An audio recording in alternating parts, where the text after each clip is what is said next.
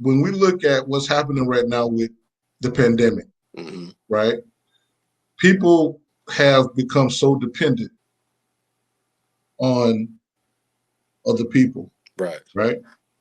When integration happened, because I think when people, and it's important point for us to talk about this, because I think when people shoot this down, I don't think they really understand the whys to why when integration happened, Black business suffered, right? Because during that time, you know, Black people and white people could not work together, right? Everything was segregated, right? You couldn't get those type jobs, because they kept everybody separate. So Black people were forced to have to buy from each other, right?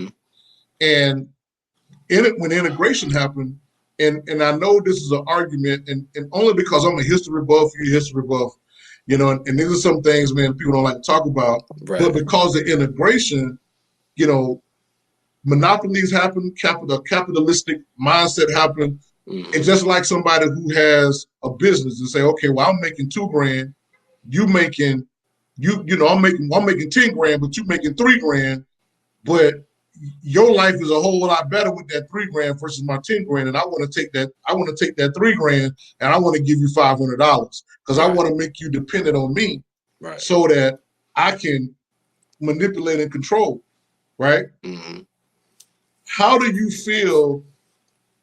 Because I understand now, as a Black guy that has a business, I'm just not going to do business with a person just because they're Black. Because if I need to buy a set of tires for my car, and you selling tires and your tires don't look good and you ain't got a good price, I don't care if you Black.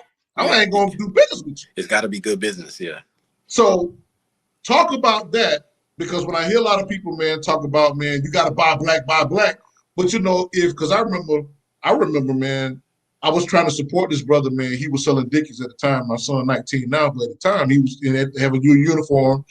And, we had the Dickie outlet down off of 95 that we could ride down to. The shorts there, man, were $21. Right? You selling shorts were almost $40. I think it was $38. Right? For a pair of shorts. Now, the argument that I hear all the time is you just should give it to him because he's Black. No, that's stupid to me because I'm a businmenbusinessman. That don't compute. Right? Unless I know him. Unless I know him, he my neighbor, or I'm mentoring him or something like that. That's some other type of. But on a business standpoint, I'm just not going to give you $40 when I can get a half price. So talk about that dichotomy and why the argument shouldn't be against a person that just want the best deal versus them having a skin. Now, why is that important? Yeah, you made some good points. Number one, I think the mindset, as you know, we always hear these terms woke and, conscious and things like that. And those terms a lot of times are thrown around. People don't really know what goes into that. Like I tell people that I'm awake, I'm being awakened, I'm constantly learning, right? So I'm never at the place of where I feel like I've arrived, where I'm just so conscious, you know what I'm saying? I'm being more and more consciously awakened to certain things, right? So it's a process. So when a Black person is becoming conscious or woke or these terms, when they're starting to understand, if they don't already understand how economics, group economics and economics and just society, the economic gap between whites and Blacks and all other cultures and things like that, when they start to understand that, I think number one, the mindset should be number one to strategically say, look, my passion is to support Black folks. That's number one, right? Doesn't mean that every time I go out the store or online, I'm just only going to support Black people, right?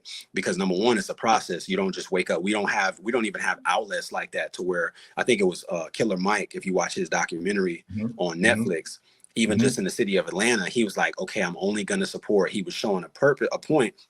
I'm only going to support buy things that are Black owned. And it was so hard for him just in that city as big as Black, metropolis, all that stuff.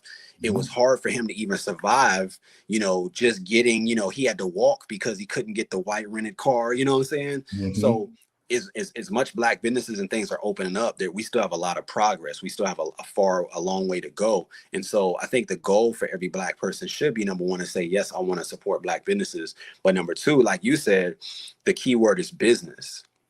So we want to have good business, and we want to be responsible and respectful. Like me and my family, we went to a store on, I think it was 103rd. It was a shoe store, black owned. And we ended up walking out because when we walked